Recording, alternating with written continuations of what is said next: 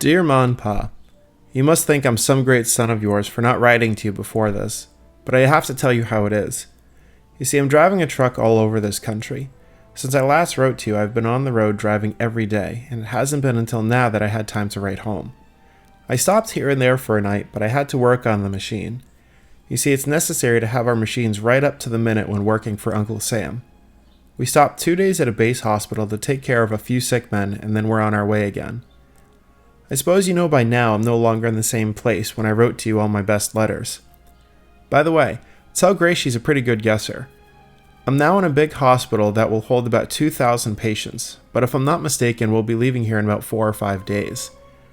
I'm still with the same company, and I'm in very glad health, and I'm happy to say that no one here has had some bad sickness. Like I said, I'm feeling fine as usual. So far, I haven't had any bad colds or any sick at all.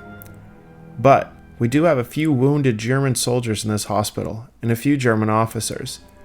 They were in too dangerous of a condition to be moved out when the Germans evacuated the city. We have to work on them, and of course they'll get better and be sent back home. It'll probably surprise you to hear that the Germans were here 4 days before we reached this place. I'm now at the front, or at least what was the front. They keep going back to our soldiers, and we go right after them. Since I last wrote to you, I've been driving through shattered villages and cities. God, the cities look like one big pile of white crushed rock. I've seen miles of barbed wire entanglement, and millions of bullets of all different sizes, and German shells. I wish you could see that some of these shells and dugouts. They're wonderful. I went through one dugout that was in a mountain, and it had to have had about 30 or more entrances. Perhaps you remember reading about Mount Say, or Mont Say. That was some mountain. I went all over it in all the different dugouts. The Germans were outflanked there, and they would have never been able to be pushed back. One dugout I went through had a bowling alley in it. Every one of them has electric lights in them, and the cement was about 3 feet thick in the dugouts. You remember about reading St. Michael? I stopped there for a night. Believe me, there isn't really much left of that city. The French gave us Americans 3 months of ammunition, and we used it in 86 hours. I guess I haven't had much more else to write at the time, so I'll talk about something else.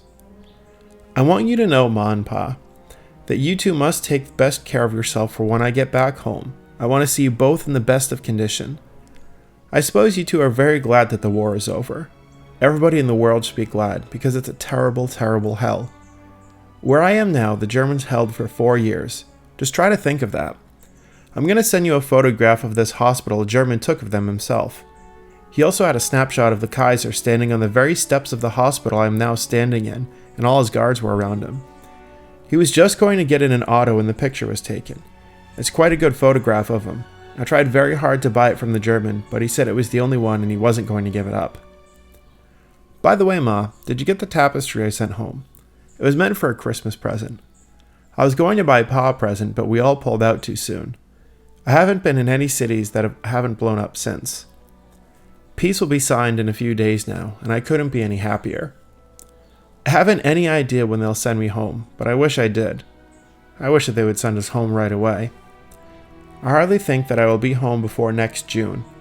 You see, the medical units are the last to leave this side because they have to take care of all the sick boys that are left behind. You never can tell what will happen, though. I might be one of the first to get sent home. You never know.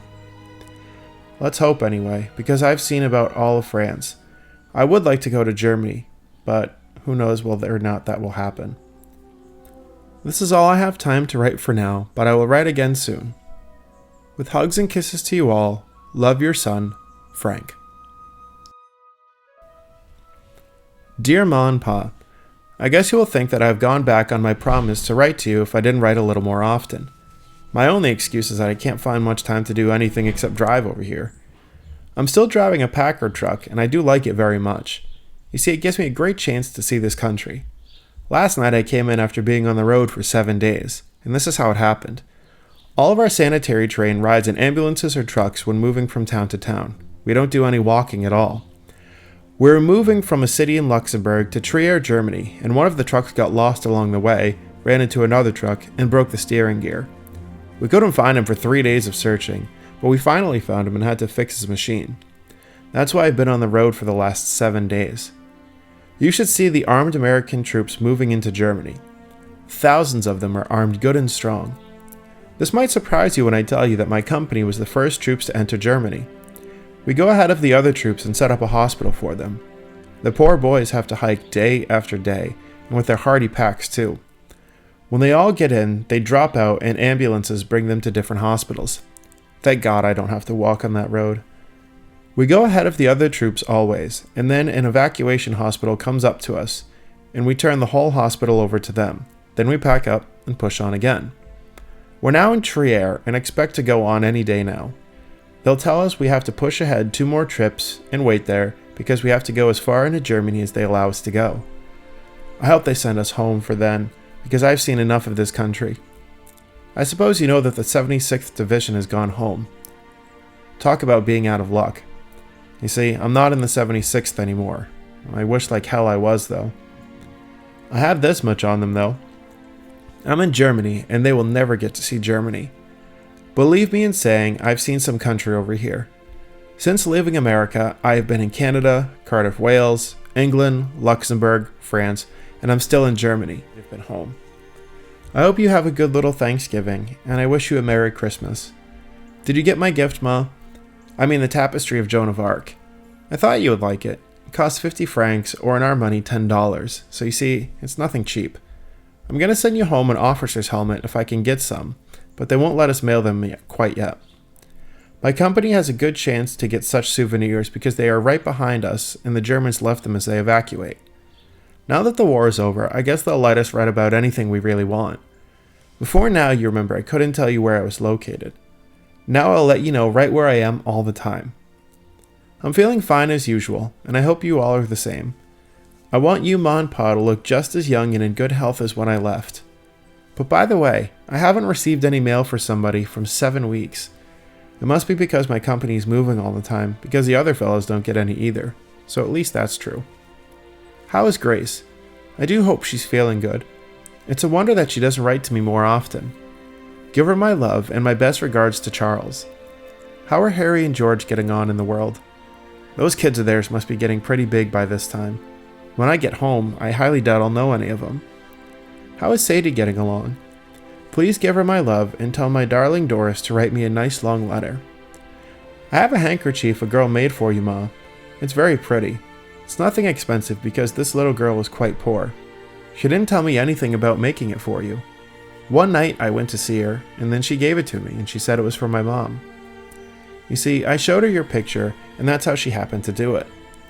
Don't worry about me falling in love with her, though, because she is many miles from here in France. But nevertheless, I'll send you the handkerchief in this letter.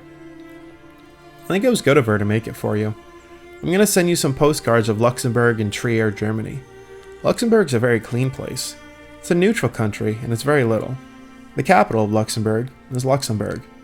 When you cross the Moselle River from Luxembourg into Germany, you go right through it. For the German people, they seem to like us pretty well. I was in a machine shop here in Germany to have a job done on a piece of a steering wheel, and they couldn't do enough for me. I guess they're sure pretty glad we're here because they were ready to starve. They have no rubber at all, and you ought to see them look at my rubber boots. I have a dandy pair that goes all the way to my hips. The ones that are most glad to see us are the fellows in those German hospitals and the wounded. At the same time, they were prisoners of war, but at least now they're free. It seems to me that nothing would ever make them glad again, for there sure are some shot up. Some have 1 or 2 legs off, some have arms gone, others have parts of their face off. God, it's a dreadful sight for one not used to it. Yet, when we came into different hospitals, it made them very happy. They were thrilled to hear that we had won the war. I did forget to say that while we were in Luxembourg, they had a riot on account of the American soldiers. You see, the stores charged Americans more for the stuff than they bought it.